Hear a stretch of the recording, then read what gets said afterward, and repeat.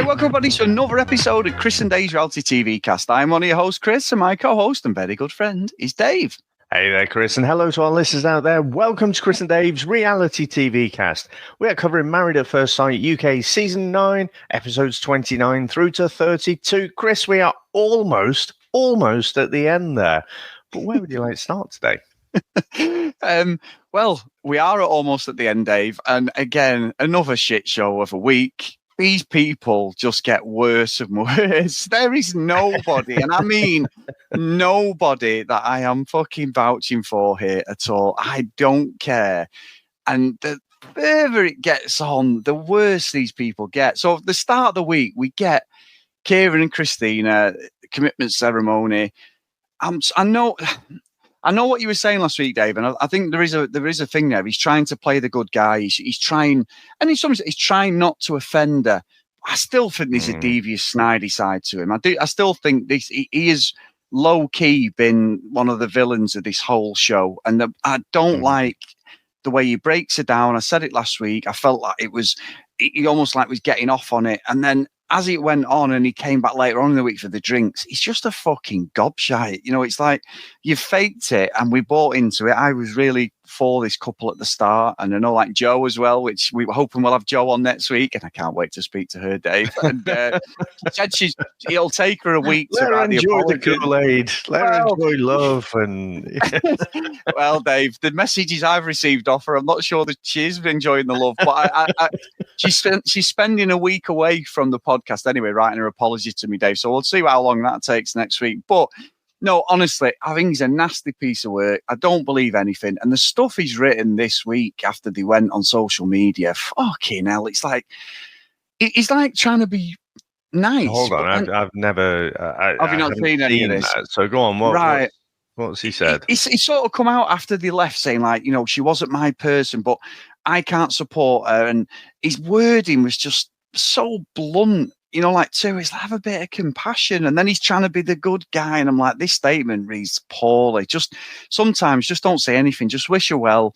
You'd have been fine. It's I'm paraphrasing what he said, but honestly, the wording is just atrocious. And pretty much how he's dealt with the breakup. And Christina, I know we can't stay with her if there's not a connection there, but apparently, Dave, soon as the show finished and they split up, he revealed a romance with somebody else. What a fucking surprise. So he is in, as Mr. Horrocks would say, shit corner for me. So I think I'm not going to say we're going to do role reversals from last week, but I was definitely trying to explore that idea of, okay, is he trying to be nice about it, but he's just not really saying what he feels. Now, I do have maybe a bit of empathy for him. I do think he's just come on this show just purely for his career. And we always say, you know, hands up who's here for their career. All right, everyone. All right. But there's degrees within that, isn't there? And I think he's definitely, you know, he sees himself, you know, maybe Geordie Shore next or fucking Celebs Go Dating or something like that. He's going to be on something else next. That's what's in his mind, it feels like to me.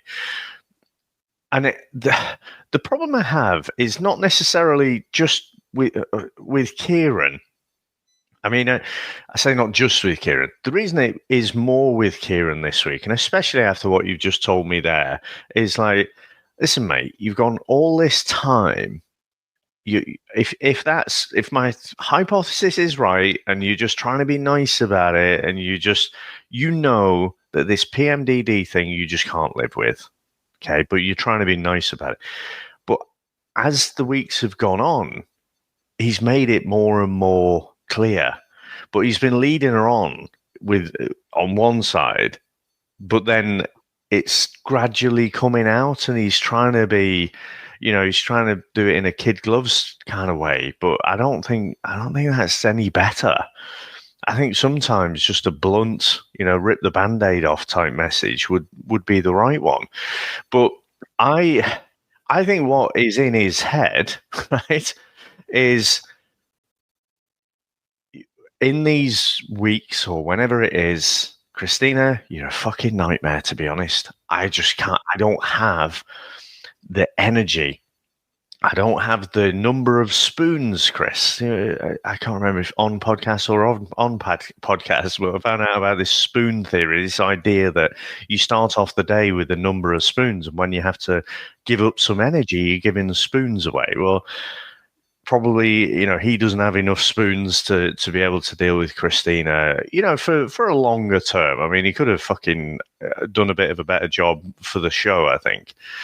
But the problem I have with the show is, basically, this is someone, so Christina, coming on this show, and then from the moment she was on camera, she was talking about this. She's very bubbly, outgoing, and then she was saying she suffers with this thing quite badly, and so it is difficult for partners to be with her in that moment. So basically, in her mind, she's got this kind of character defect that she's quite self-conscious about. And the show is just quite happy to just say, right, brilliant. Well, let's put you in this pressure cooker and let's see how chaos will ensue. So basically, she's really self-conscious about this thing. And then this whole experience with Kieran and the show, well, it's just validated everything she thought. And, she's not particularly going to feel great about that, I wouldn't have thought. Yeah, I think you've nailed it. I think you've nailed it. I think the whole situation, and it is a show. I've got to, at the end of the day, it's a fucking reality show, isn't it? And it's like Christina's come on there. And I say it all the time. Why go on these shows? We love it. We love calling this bullshit out, but there is people find love, so it isn't completely a failure. But most of the time, it is just purely a vehicle to stay your career. So I'll be interested with Kieran what he does next, to be honest, Dave, because I'm sure in some low-key reality show that probably me and Sam watch, some absolute bottom of the barrel, he's going to pop up. Unless this relationship he's now in is serious, then maybe he won't, but he'll try his best, I think, to get out there. But still the holder of the CD award for greatest reality moment, not just because of him, but the whole crying in the fetal position and then going to the MAFS future seasons recruitment. It's just the best thing I've ever seen. It's pathetic, isn't it? It's fucking pathetic. So anyway, yeah. And he wasn't the only one this week. I mean, Ross and Sasha, again, fucking don't know what's going on with these two. I mean, she got him a ring about his dad, his dad's Irish heritage. Really nice. At first I was thinking, fuck me, no way she popping the question after the way these two have fell off a cliff as a relationship. I'm not buying it still. I think Ross really, I just don't want him making a decision where he leaves his daughter and moves to fucking Birmingham with the genetically enhanced family, Dave, because I don't think that's a good thing at all. Whether off camera, and she said a few times, I'm not excusing the fact that she has said that he does start kicking off and he'll throw stuff and that, and it may be because of his hearing disability. It could be a frustration that it's because obviously the way he understands people and that he has a hearing, it could be that something that he's always done, and we can never imagine what he must go through every day. But that's not an excuse as well for being like that. But I would still say that I don't think Sasha is innocent in any of this, and I don't think sometimes when she delivers this woe is me act, I'm not buying it anyway. I don't think she's a good person, if I'm being honest. The last few weeks have shown that, from being such a princess at the start, thinking they were like made for each other, and that's when Joe bought into it, Dave, and I was like, just you wait, Joe. Silly prediction. Not silly, but because you've never watched it. We all were the same. We were when we first started watching it going, it's fucking gonna be rubbish this, and then it's like, hang on a minute, the science, it's great, it works. The science. So with these two, I'm sort of out really. I'm not going to buy it even if they commit, because I just don't think there's a relationship there, if I'm being honest. No, I don't think so either. And I agree with on the Sasha front. I don't think she comes across very well at all. For a number of reasons. I don't like the way the conversation has now turned into, oh, well, I wonder if Ross will move down to be closer to me. Don't you fucking dare put that guy in a position where he has to leave his fucking 2-year-old daughter because you want to be, you fucking grown woman want to be close to your mum and dad. It's fucking ridiculous. I've hated it this week, the way she's just casually sort of put him in that position. And she's done it because, it's that imbalance. You know, she's written leave, he said stay, so he's the one apparently who has to do all the legwork. He has to do all the apologising. So that's how it very casually and almost expertly, Chris, just changed. There is no longer a conversation about her moving to Manchester. It's the other way around. Is Ross going to move down to Walsall? Which from last week, apparently Walsall's got everything. I think I posted in the chat. It just said like she loves Walsall as much as David Brent loves Slough. You know, it's just a fucking ridiculous attachment. Get out, see the fucking world. There are other places. You know what I mean? But yeah, I didn't like that bit. The other bit, obviously, the ice skating. And she's obviously not as comfortable on the old ice skating as Ross is, so he's off. And she's like, "Oh, well, you could bloody help me, like." And the thing is, he's fucking deaf, Sasha. He's deaf. He's off skating. You're moaning your ass off. He probably can't fucking hear you. So I just thought, again, it just did not come across very well there at all. So yeah, completely checked out on this couple, Chris. I do still like Ross. The thing where, you know, taking his ring off and what have you, you know, probably does have some anger issues to work on there. Well, I can imagine Sasha's quite busy trying to push every fucking button that she can as well. So yeah, completely checked out. Hope this couple do not even try and go much further than this show. I agree. And then another couple, Dave, before we did the podcast, we have a little rundown of what we're going to, you know, which couple and all that. And Adam and Polly came up. And I'm thinking as we're talking, Dave, we're talking like they go on a date. Everything's lovey-dovey. Everything's dead open. Everything's going well. Then they start arguing. And to be honest, Dave, that's like a normal couple. So maybe these two have got a chance of surviving because it turns with these two so fucking quickly, doesn't it? I mean, Adam was unreasonable with Polly at the start. And then as it's gone on, Polly's personalities come out, and especially her alliance with Holly, it's not a good look. I don't think she is innocent. I've not liked the way she's dealt with some of the things as a group. At times she's got a gob on her, she gets involved in stuff that's not to do with her, and I think Adam wants a quiet life. But ultimately I went at Adam from the start, and as this has gone on, I'm like, you're not really suitable for each other. Adam's looking over his shoulder or like side-eyeing someone else like he was with Amy. You know, he makes her a boiled egg and goes, oh, that's just basic for me, you know, like he's fucking marked up, going to mark up Pierre White with his fucking Michelin star breakfast and stuff.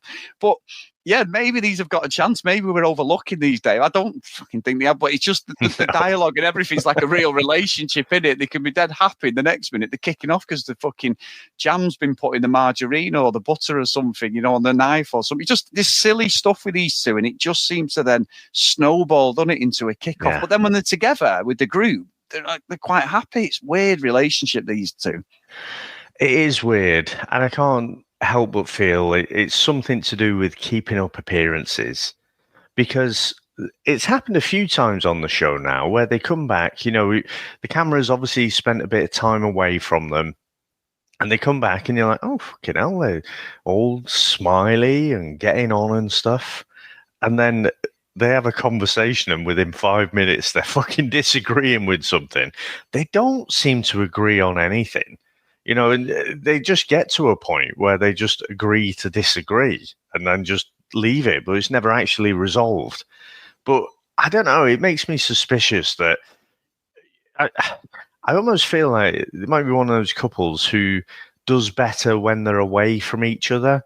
And they're like, oh yeah, I had a fucking great time, like completed fucking, I don't know, fucking Doom or something, you know, you know, Gears of War, I've been playing that, you know, and Polly's been doing her own thing, and then they come back together. Oh yeah, it's fucking great. This, without realizing, you know, it's the time they've enjoyed is the time away from each other more than anything.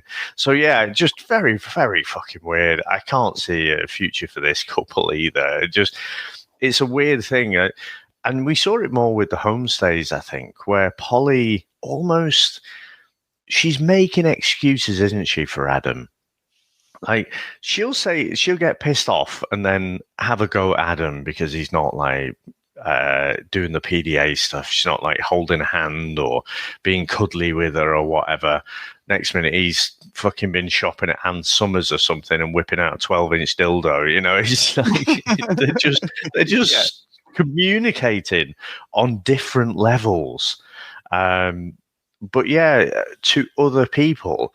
And this is why I think the coaching stuff, you know, like the team talk almost, okay, before we go on the camera, let's just make sure we're putting our best foot forward.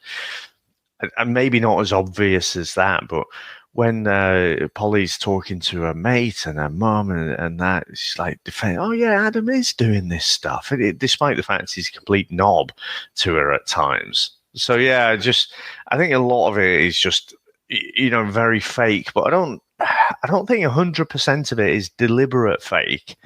I think it's just making excuses because, I mean, from Polly's side, I think she does want this to work. I think Adam doesn't really. He's never been in a position where I think he's been fully bought in, but I think he's trying to put his best side across on the show. Yeah, I think you're right. I still think we'll have a picture of him when he's finished, though, Dave, with the boys, you know, all with the fucking haircuts and the turkey teeth, tattoos out. Yeah, great. Oh my god! But why do people have those? A serious note, right?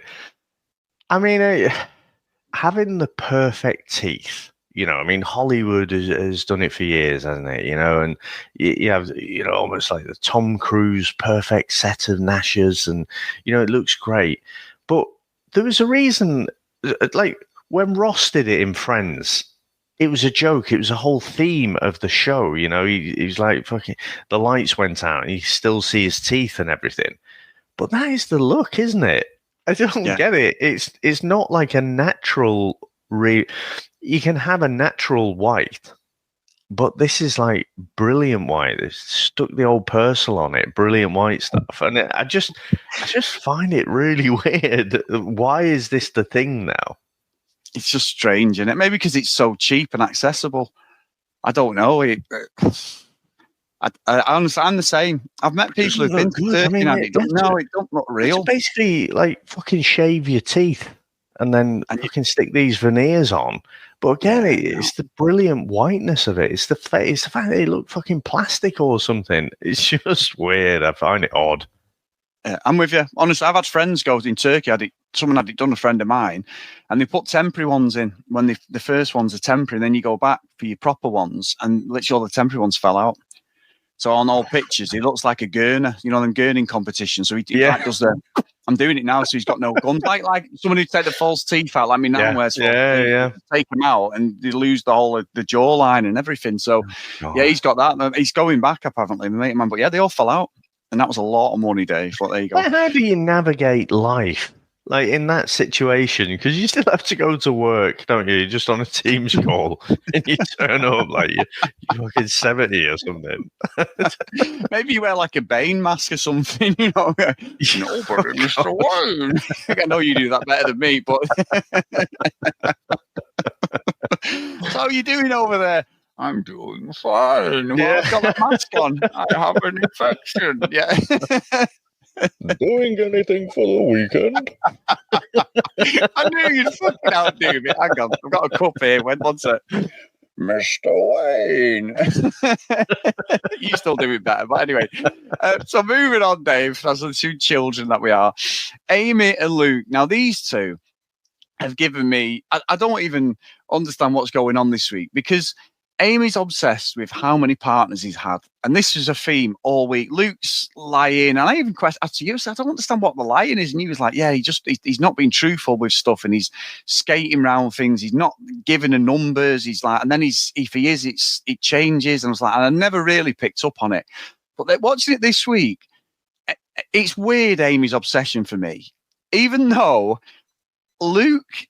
There's something going on. I think Luke's probably slept with fucking loads of women by the sounds of it. And he's had relationships because he's a fucking butler in a buff. He's a good looking guy on a night out. I can imagine he's not short of attention. Without a doubt, he's got the accent, hasn't he? I mean, he's from Malta, but people probably think he's Italian or Greek or whatever. You know, he's got that proper Mediterranean look. He's a good-looking guy, and Amy's, she's good-looking as well, but she is obsessed with it, and I think it's revealed her more being a wannabe, reality TV than anything for me this week. I think like she's not come across very well. However, Luke is either James Bond or he's got fucking illegitimate children all over Europe scattered, because I can't work out why he won't tell her. He tells her 5 relationships, then to the camera he goes, well, I'll say 15 to be safe, after he told her 5. So you're like, what the fuck's going on? So there's something going on. 2 though, didn't he? Yeah, 2, and then it's going, and I'm like, I don't understand what's going on. So I don't know whether he feels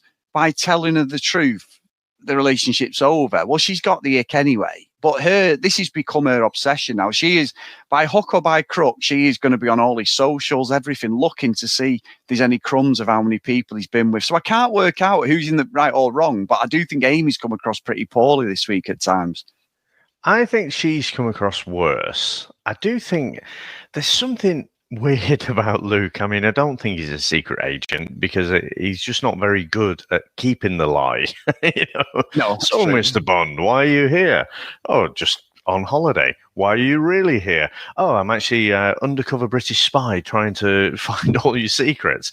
So, yeah, I just don't think Luke is there. But, I mean, how real do you think a lot of this is? So, one of the little white lies that Luke seems to tell, he does seem to have this almost childlike propensity to just churn out these white lies. So, she spots that he's got this weirdly shaped picture on the fridge, and it's not cut properly, and it's just a picture of him, and it's very clear that there's another part to this picture. And he's like, oh, yeah, no, it's fine. Or it was just another guy there or something. And then it turns out it's a woman. But you're like, also, is she Sherlock Holmes or something? She just comes in and then lasers in to the thing where, before she got there, he was like chopping up pictures and cutting out ex-girlfriends and stuff. Yeah. She's just literally lasered right in there. It just feels really set up to me. Now, I'm not saying the reactions and stuff aren't different, but just not ruling out that there's not a producer like, oh, do you think Amy would want to see your ex-girlfriend there? You might want to cut that out. Oh yeah, good idea. I'll do that. And then to Amy, Amy, I want to check some of those pictures. They look a bit dodgy to me. You know what I mean? So yeah. The actual people on camera, I think some of the reactions are real. And I agree. I think Amy, to me, has come across like a bit of a knob. I think, to be honest, Chris, she's my dick of the week. I think she's been a complete knob. I think there's been some debates. Now, where I fall on this, you've just said there about she's got the ick for him.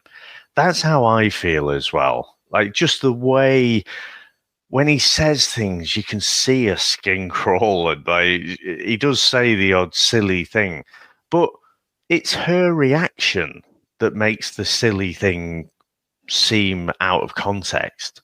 Like, so if you're having a sexual relationship with someone, throwing in the odd, suggestive thing, depending on what you're doing, doesn't seem that abnormal. Like, isn't that what all couples kind of do at one point or another? I think it's her reaction, and she reacts as if she's got the ick for him, but they're still banging, which is the bit that I don't get.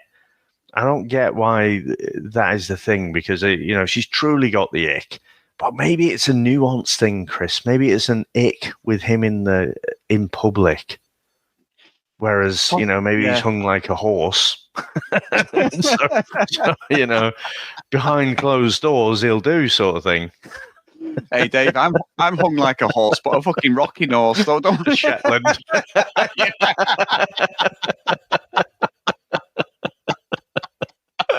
Stop boasting, Dave. Stop boasting.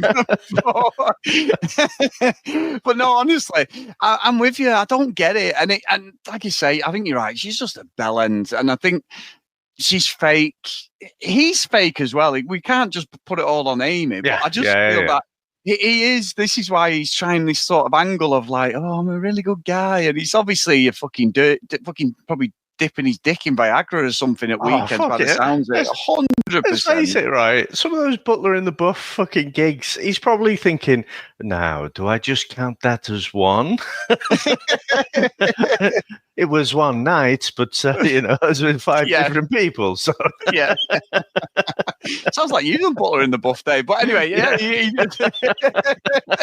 Mr. Bond. But anyway, Dave, moving on.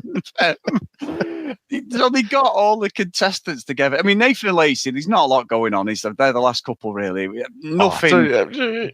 You've nailed it with the statement there. There's not a lot going on.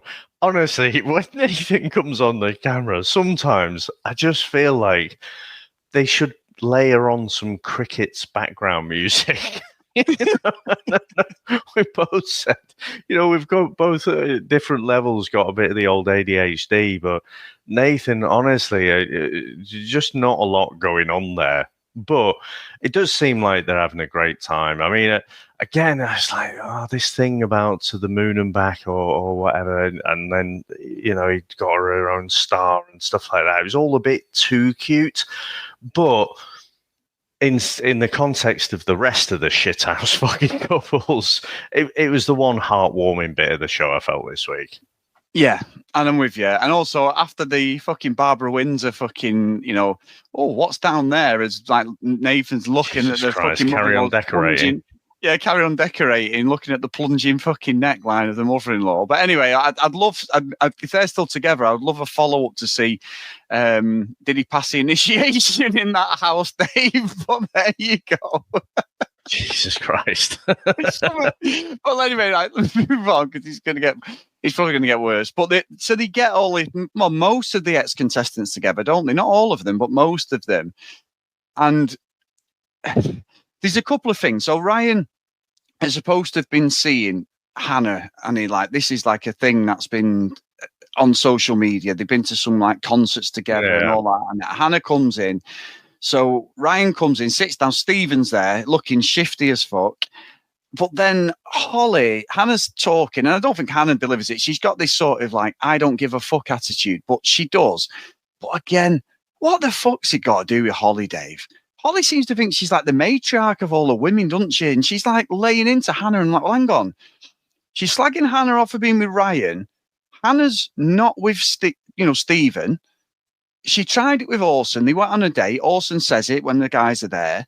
They're not together, but for some reason, it's fucking girl code. You're on a reality TV show. I'm not a fan of Hannah at all. However, I'm like, Holly, this is fuck all to do with you. And the other girls, and I'm like, this isn't like they've been in a 6-year relationship and then you decide, they split up. I'm going to take him on a date and, and slide into his DMs or he slides into yours. It's a fake fucking relationship on a show, but for some reason it's breaking girl code. What a load of bullshit, Dave. I've got to say that. And I thought Holly again, it's like, Holly, just please shut up. You just looked like she was being nasty to her, to be honest. I just didn't like that again. Yeah. And a few more of them jumped on the bandwagon as well, didn't they? Yeah. Like Shannon, Christina even. Weirdly, she was piping up. Now, again, we're watching the edited outcome. But still, people, even if it's edited, right? I'm trying to be objective and think, okay, I wonder if Hannah could have been terrible in some of these bits that have been cut out. And for whatever reason, they've decided to give Hannah, like a really good cut and make everyone else look bad. But I just can't buy it. I'm trying to entertain the idea in my head. I don't think Hannah did anything wrong other than walk through the fucking doors, right? Yeah. And you think how bad an experience that looks like it was, how desperate she must be to fucking maximize this screen time, to want to go back. Because I tell you what, if I was in a toxic environment like that, I wouldn't fucking go a million miles near the next thing. There's no fucking way I'm going back.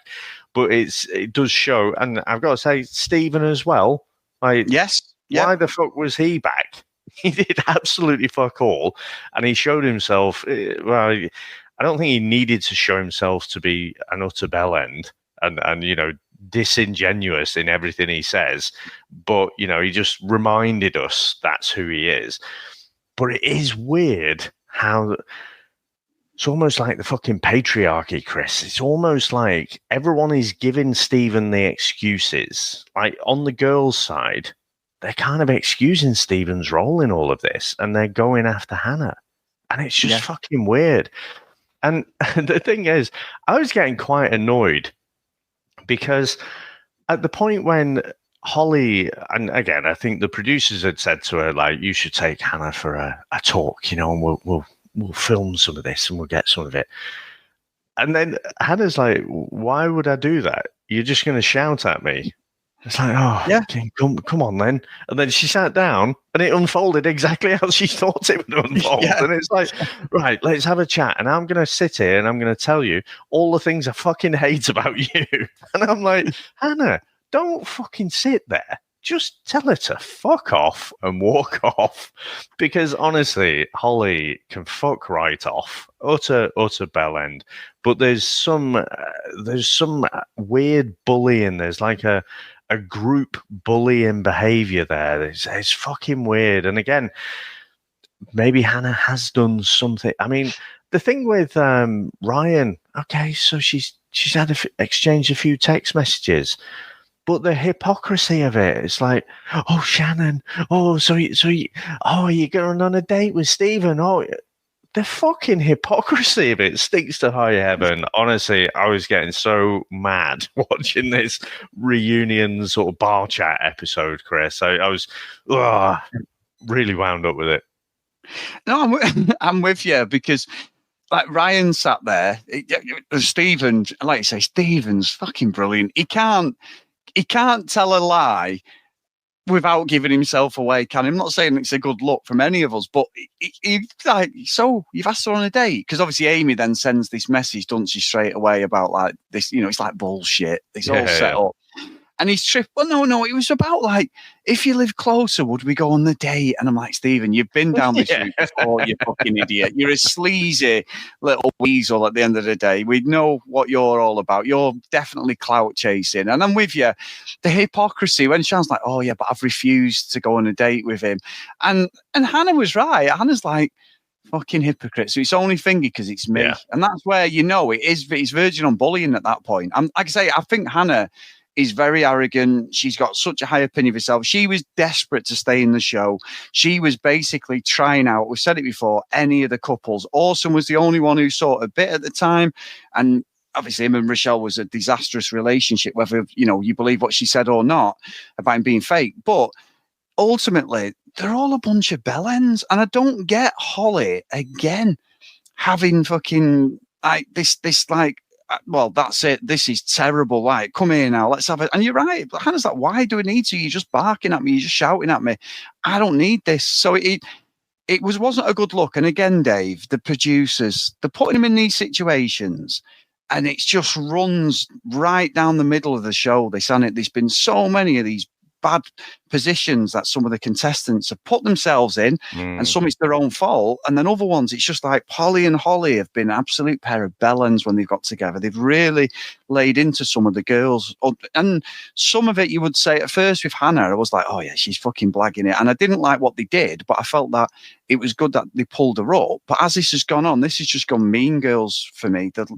Every time Hannah's been there, it's been Mean Girls FC. They've just literally just ganged up on her just because they don't like her. And they're like, the girl code is a load of bullshit. It's nonsense, that, innit? It isn't girl code when they've not even been together at all. No, and she was trying to say, wasn't she? I hardly know you. I don't owe you anything. There is no girl code. It's just one of those convenient little fucking sayings, isn't it? It's just when you want to. We all do this to a certain extent, but I mean, I try not to because I'm very aware of it when other people do it, but they'll throw out like cliches to back up their argument. But you can make, there's so many cliches and pop culture references that you basically say, pick anything that you want that just backs up your argument in that moment. Now, I'd go as far as saying, I know I've been on the fence with Hannah because mainly we know we're watching an edited show, but I don't really think she's done a lot wrong.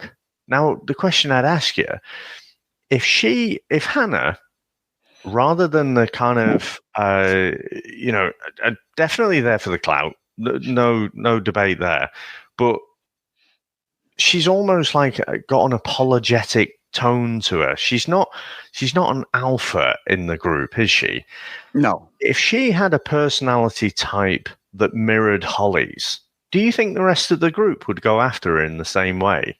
No, not at all. I don't think either. I think it is 100% a bullying thing.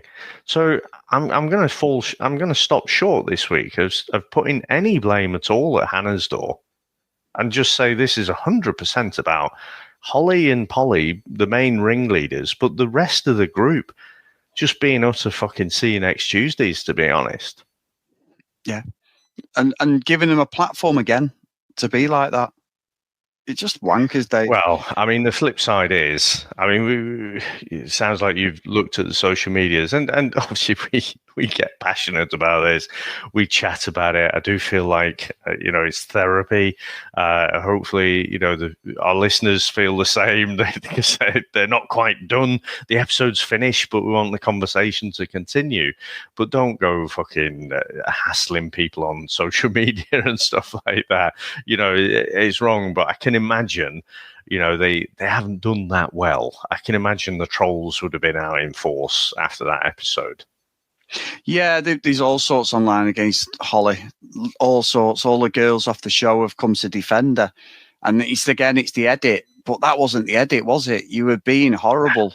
And you've continued to be horrible to Hannah through the show. She's the one that you and Polly started on initially. Not saying it, as I said, she deserves to be called out, Hannah, but not the way it's carried on. It's completely wrong.